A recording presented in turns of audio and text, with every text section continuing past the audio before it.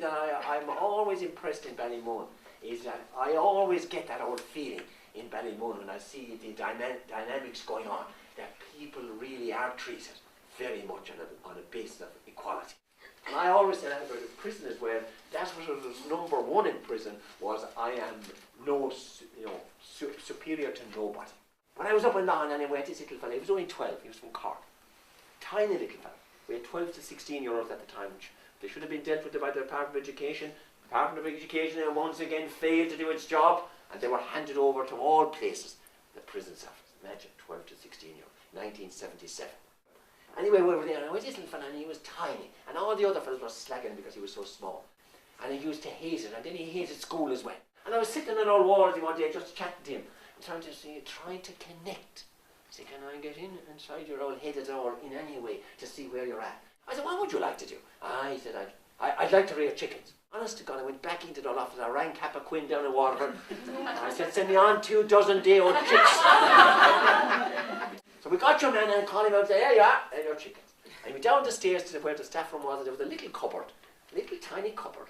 And he said, we'll put them in there.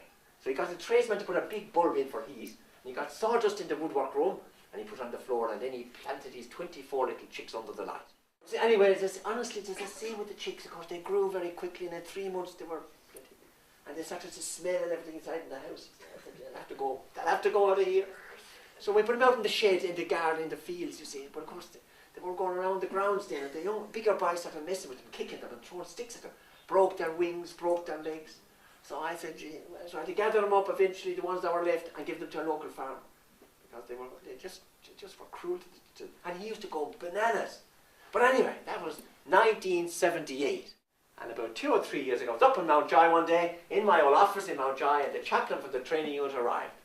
Sister Marie walked in the door, and she said, a roll of paper, a lot bigger than this now, but a big roll of paper in her hand, rolled up like that, and she hands it to me, and she said, here, that's for you. She said, David sent it up to you.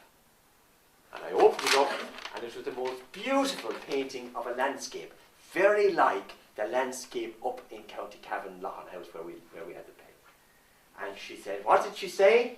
He said to mention the chickens.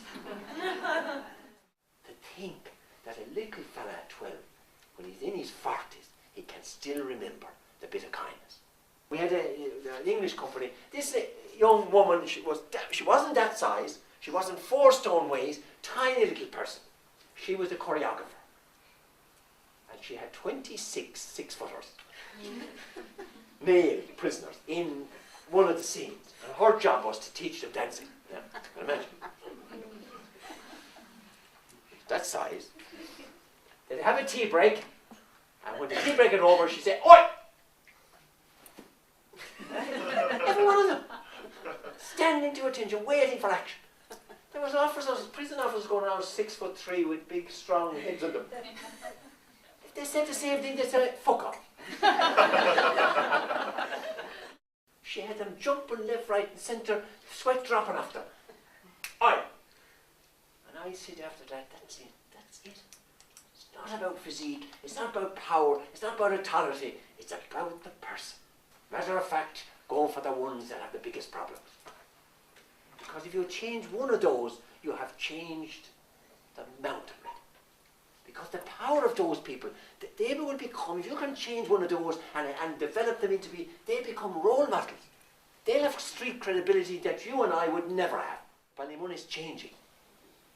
And you're part of that process, and you're giving it the oxygen to change. Just keep doing it.